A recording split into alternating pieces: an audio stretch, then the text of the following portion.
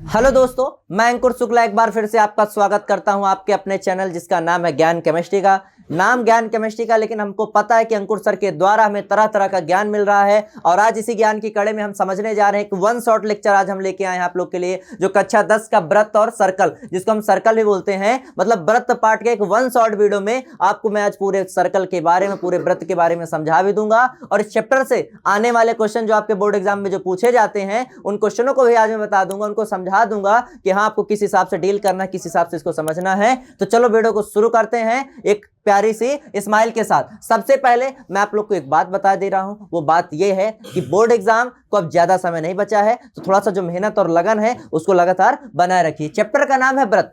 इस चैप्टर में जो सबसे इंपॉर्टेंट टॉपिक है जिसको हम लोग यहाँ डिस्कस करने वाले, जिसकी मेन भूमिका है भाई वो है, तो इस कक्षा 10 में इस चैप्टर का अस्तित्व है।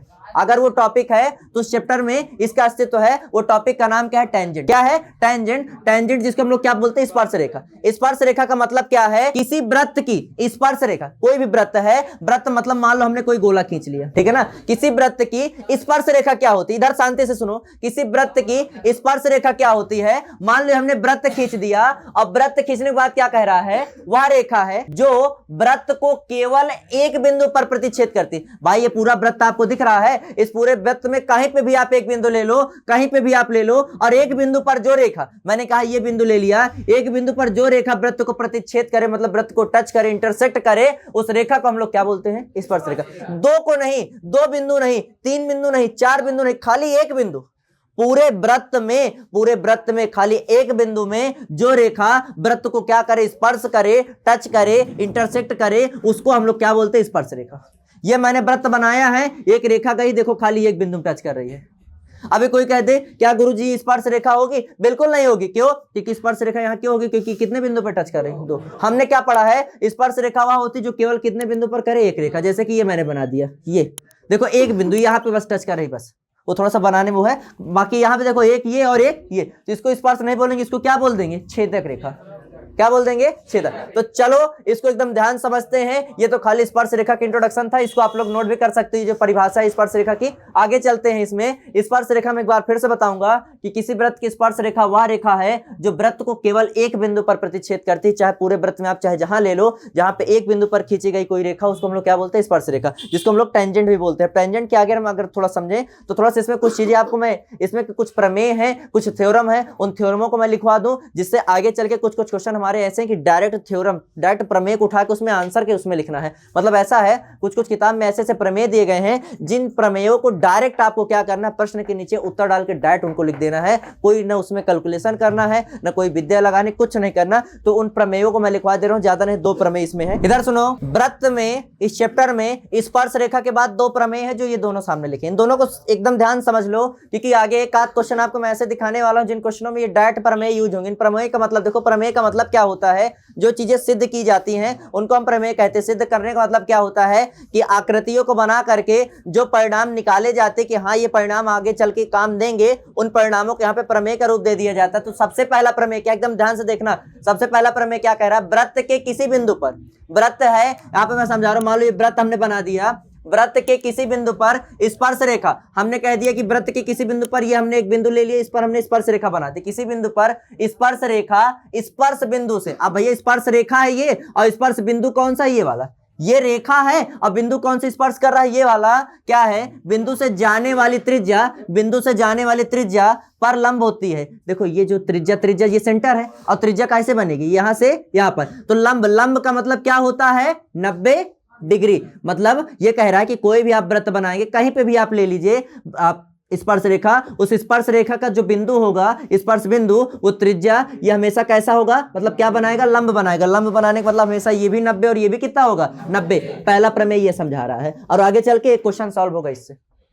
स्पर्श रेखा जहां पे वृत्त को टच करेगी, स्पर्श रेखा जहां पे वृत्त को टच करेगी, वहां अगर त्रिज्या ड्रॉ करेंगे तो ये यहां पे क्या बनाएगा? लंब बनाएगा। ये पहला प्रमेय है, पहला प्रमेय हो गया। दूसरा प्रमेय क्या कह रहा है? बाह्य बिंदु से, भैया बाहर कोई बिंदु, बाह्य बिंदु मतलब बाहर कोई बिंदु, बाह्य बिंदु से वृत्त पर, ये एक वृत्त है, और बाह्य बिंदु मतलब बाहर हमने एक बिंदु ले लिया, ये ले लिया बाहर, ध्यान से समझना इधर। वृत्त है, बाह्य बिंदु से वृत्त पर खींची गई स्पर्श रेखाओं की, भाई बाहर एक बिंदु है और वृत्त पर खींची गई स्पर्श रेखाओं की लंबाई हमेशा कैसी होती है, बराबर।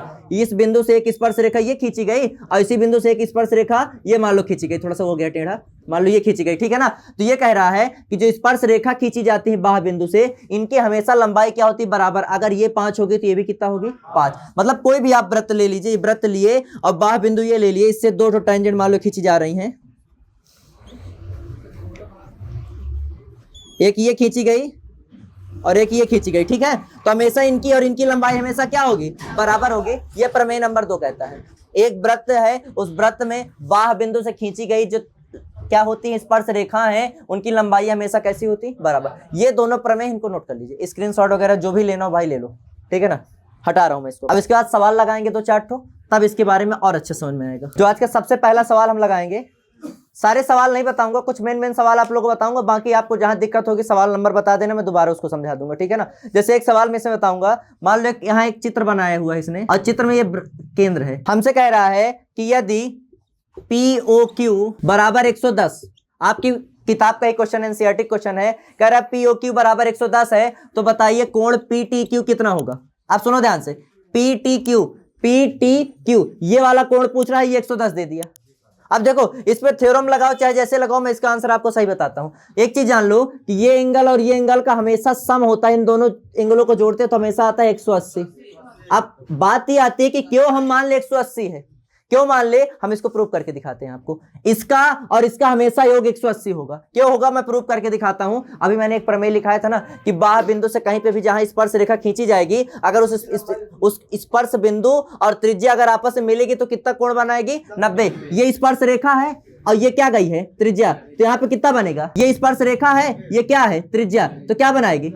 अगर ध्यान से देखो तो ये पूरा एक चतुर्भुज बन रहा है 4 भुजाओं का, और चतुर्भुज में 4 भुजाओं का पूरे मान कितना होता है, 360। तो ये बताओ 360 में से या 90 हटा दो तो 90 मिला के कितना हट गया, 180 हट गया। तो बचा का ये दोनों कोण बचे, और ये दोनों कोण के बारे कितना बचा, 180 है कि नहीं भाई। टोटल 360 और ये 90 निकल गया, ये 90 निकल गया, बचा कितना 180 में ये और ये मिला के होंगे। तो अगर ये 110 है तो ये भी कितना बचा, 70। इसका आंसर कितना हो जाएगा आपके एनसीईआरटी क्वेश्चन। मान लो आपको ये भी आ जाए कि भैया सिद्ध कीजिए, तो आप जानते हो क्या लिखना, खट से क्या लिखना, प्रमेय नंबर फर्स्ट, जो भी मैंने लिखवाया ना प्रमेय नंबर फर्स्ट लिखना कि भैया किसी भी वृत्त में स्पर्श बिंदु और त्रिज्या जहां मिलती है वहां पे कितना कोण बनाती, 90, ये भी 90। फिर ले लेना चतुर्भुज PTQO में पूरे का मान 360, ये प्लस ये प्लस ये प्लस ये बराबर 360, ये 90 ये 90 ये 110 बराबर, देखो ये 90 है प्लस ये 110 है प्लस ये कितना है 90,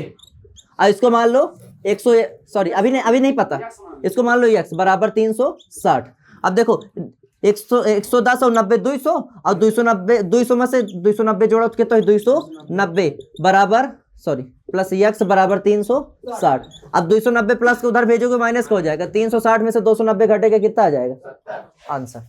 ये पहला सवाल था अच्छी क्लास का, ठीक है ना। अगर इसमें कुछ नोट करना हो तो कुछ हल्का फुल्का ये इतना नोट कर सकते हो आप लोग, हिंट टाइप का। अब देखो अभी हमने अगर पहला नंबर प्रमेय ना समझा होता तो सवाल हमें जम्मा ना समझ में आता, इसलिए कह रहा हूं कि इस चैप्टर में प्रमेय की बहुत अहम भूमिका है। हाँ बिल्कुल, कोण का नाम लिख के बिल्कुल कर सकते हो, लेकिन ये बहुत विकल्पी सवाल था और तुम्हारा मान लो वहां भी आ जाए, तुम नाम के भी लिख सकते हो कि POQ plus OQT plus TPO, ऐसे नाम भी बता सकते हो। चलो अगला एक क्वेश्चन इसमें का देखते हैं, ये क्वेश्चन समझ में आया। अब इससे मिलता जुलता बोर्ड आपसे कैसे भी क्वेश्चन पूछेगा आप हल करके आओगे, इतना पता है मुझे। जो एक बार व्रत में पढ़ चुके थे, जो एक बार थोड़ा सा भूल गए थे, थोड़ा याद आने लगा ना कि हाँ व्रत में आपको समझ में आ रहा है। हाँ तो अब इसके बाद एक सिद्ध करने वाला क्वेश्चन है, कह रहा है, क्वेश्चन लिखिएगा इधर सुनना, क्वेश्चन क्या कह रहा है, सिद्ध कीजिए। सिद्ध करना, क्या सिद्ध करना है कि वृत्त के किसी व्यास, वृत्त का जो व्यास होता है, वृत्त में कै ठो व्यास होते हैं, चाहे जय ठो बनाओ, व्यास का मतलब क्या है भाई, सेंटर से होके जाना चाहिए।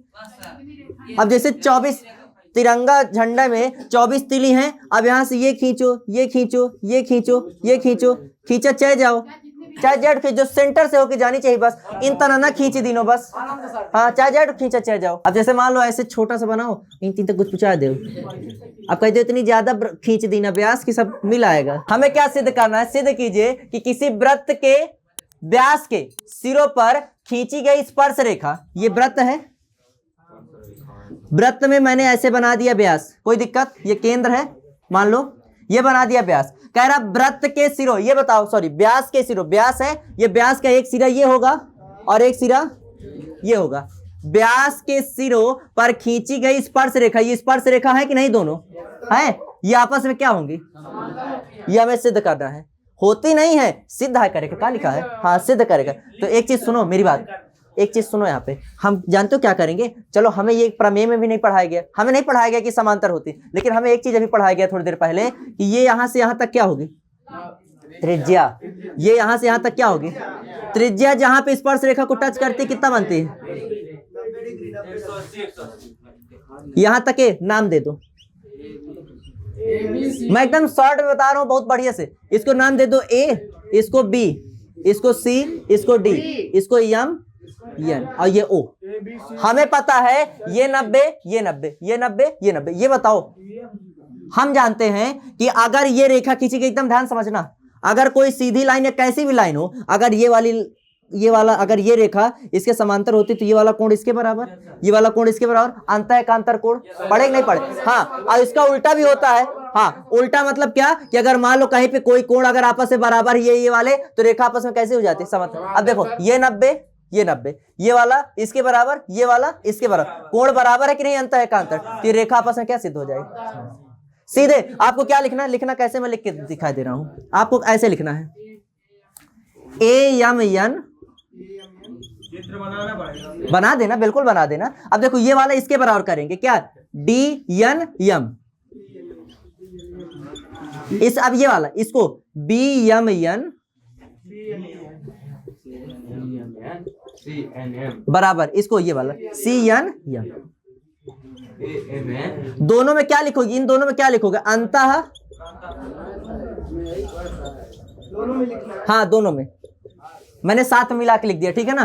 अब सुनो, अंतःकांतर कोण अगर बराबर हैं तो हम क्या लिख देंगे, ए बी समांतर सी। यही तो सिद्ध करना था कि भैया जो स्पर्श रेखा व्यास के सिरों से जाती है ये आपस में कैसी हो, समांतर। यहाँ पे क्या लिखोगे, सिद्ध हो गया, नोट करो।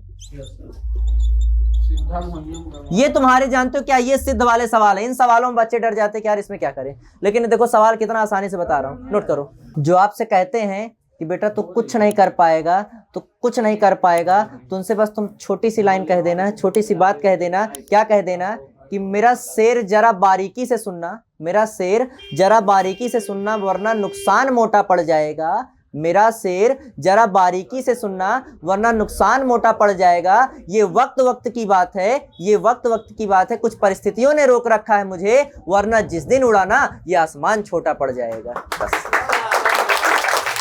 Thank you.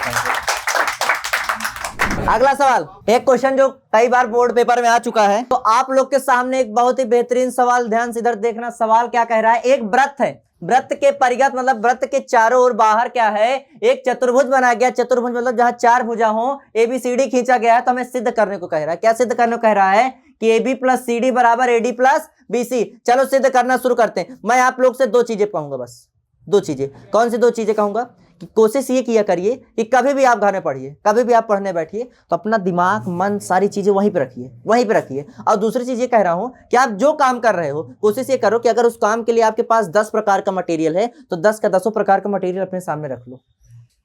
अगर आपके पास, जैसे मान लो आप ये चैप्टर पढ़ रहे हो, आपको पता है कि इसमें हमने 2 प्रमेय पढ़े। कितने प्रमेय पढ़े? 2। दोनों प्रमेय को हम अपने साथ लेके चलेंगे बार बार। अगर उन दोनों को साथ लेके चलेंगे तो इसका मतलब ये है कि 2 पढ़ाया गया तो पूरे चैप्टर में 2 ही में से सारी कहानी है। अगर और कहानी होती तो तीसरा भी पढ़ा देता, है ना। तो चलो ये बताओ, आपको दूसरा नंबर प्रमेय मैंने क्या बताया कि किसी वृत्त में बाह्य बिंदु से खींचे गए स्पर्श रेखाओं की लंबाई आपस में क्या होती है? बराबर। बाह्य बिंदु अगर D ले लेंगे तो ये बराबर क्या होगा? ये। बाह्य बिंदु अगर C ले लेंगे तो ये बराबर क्या होगा? ये। बाह्य बिंदु B ले लेंगे तो ये बराबर क्या होगा? ये। बाह्य बिंदु A ले लेंगे तो ये बराबर ये होगा। पढ़े कि नहीं पढ़े? अभी मैंने प्रमेय में बताया, होगा कि नहीं होगा? तो चलो यहाँ पे हल लिख के बस थोड़ा सा एक काम करना है, चाहे x बराबर 6 लिखो, चाहे 6 बराबर x लिखो, क्या कोई गलत है? ठीक है ना। तो चाहे मैं इसको इधर लिखूं, चाहे मैं इसको इधर लिखूं, कोई दिक्कत नहीं, कोई आपत्ति यहाँ पे नहीं है कि गुरुजी आपने इसको इधर ही क्यों लिखा। अब वो क्यों लिख रहे हैं उसके पीछे कहानी हम आपको अभी बता भी देंगे। सबसे पहले कहां शुरू किया जाए? नीचे शुरू करें A से, ABCD में। तो चलो AS बराबर AP, भाई बिंदु कौन सा लिया, ए, ये बराबर ये। अब सुनो इधर ध्यान से मेरी बात सुनो, अब ये बिंदु ले लेते हैं, ये बराबर क्या होगा ये। अच्छा सुनो, इधर एपी है ना, तो जो बीपी लिखना वो इस पार लिखना, ठीक है ना। अब कहे तो गुरुजी इस पार लिख देंगे, भाई इस पार लिखने में दिक्कत नहीं, गलत नहीं होगा, चाहे इधर लिख दो, लेकिन इधर से ले लिखेंगे क्योंकि लास्ट में जब हम सेट बनाएंगे तो एपी के नीचे बीपी जब रहेगा तो एपी और बीपी आपस में जुड़ जाएगा, तो हम क्या लिखेंगे, बीपी बराबर बीक्यू। तो इधर साइड बीपी लिखेंगे और इधर साइड क्या लिखेंगे, बीक्यू, ठीक है। अब सुनो आगे, अब ये वाला बिंदु ले लेते सी, सी क्यू बराबर सी आर। अब देखो इधर क्यू है ना, तो सी क्यू इधर लिख देंगे और सी आर किधर लिख देंगे, इधर। इधर क्यों लिखे, क्योंकि क्यू क्यू मैच खा जाएगा। अब देखो इसके पास आओ, डीएस और डीआर, तो देखो डीआर सीआर के नीचे डीआर अब देखो बचा का डीएस, डीएस ये लिख दी, कोई दिक्कत। ये समीकरण नंबर 1 2 3 4 सबका आपस में जोड़ डालो, बीच में कहा लगा है बराबर। अब देखो एक चीज सुनो, किससे कौन सी चीज जुड़ेगी, देखो एएस, एएस का जोड़ो डीएस से, एएस कहां है, एएस और डीएस, अगर ये पूरा जुड़ जाए तो क्या हो जाए, ए डी, ए के दर में क्या लिख दे, ए डी, और जोड़ी थी तो क्या एक चिन्ह लगाओ प्लस के, बी क्यू और सी क्यू, कोई दिक्कत नहीं, एडी लिखो चाहे। अब देखो सुनो, बी क्यू और सी क्यू कहां है, बी क्यू और सी क्यू पूरा क्या हो जाएगा, इधर देखो बीच में क्या लगा है, बराबर। अब सुनो एपी और बीपी, एपी और बीपी पूरा जुड़ क्या हो गया, एबी। सीआर और डीआर, सीआर और डीआर क्या, डीसी या तो सीडी, सीडी। आप ध्यान से जरा देखिए, हमें क्या सिद्ध करना था, A B plus C D, A B plus C D किसके बराबर, A D plus B C, A D plus B C. ये क्या हो गया, सिद्ध हो गया, सिद्ध हो गया। एक बार और समझ लो, एक बार और समझो, हमने कहा कि हमने एक प्रमेय पढ़ा है कि किसी वृत्त के बाहर, हाँ बता रहा हूं, जोड़े बता रहा हूं कि बाहर कोई भी स्पर्श रेखा खींचेंगे तो दोनों आपस में बराबर होंगे, ये बराबर ये बराबर ये बराबर ये। अब देखो जोड़ा कैसे, एएस है तो देखो ए यस, लास्ट में क्या है यस, तो ढूंढो यस वाला कहां है, ये नीचे है, एएस और डीएस कहां है, एएस और डीएस, पूरा क्या हो गया, एडी। अब देखो बी क्यू, क्यू वाला कहां है, ये बी क्यू और सी क्यू, बीसी हो गया, ठीक है। आगे एपी और बीपी, एपी और बीपी पूरा क्या हो गया, एबी, और सीआर और डीआर, सीआर और डीआर क्या हो गया, सीडी। यही सिद्ध करना था, हेंस प्रूव्ड, ठीक है ना। तो मेरे हिसाब से इस वृत्त वाले पार्ट में मैंने आपको खूब अच्छे से सारी चीजें बता दी। ये जो 1 शॉर्ट वीडियो चाहे जितने मिनट की हो, इसको आप पूरा देख लेना। वृत्त के अगर टॉपिक आपको पेपर में अगर आ भी गया तो आप उसको तोड़ के फोड़ के जरूर आओगे, ये अंकुर सर का आपको वादा है। चलो मिलते हैं अगले नेक्स्ट 1 शॉर्ट वीडियो में, तब तक के लिए जय हिंद जय Bharat, thank you, have a nice day. और हाँ, अगर कोई क्वेश्चन इस एक्सरसाइज इस चैप्टर का आपको परेशान कर रहा हो तो कमेंट में इस क्वेश्चन को लिख के भेज देना, मैं तुरंत 5 मिनट नहीं लगेगा, तुरंत वीडियो आपके तक पहुंचा दूंगा। Thank you.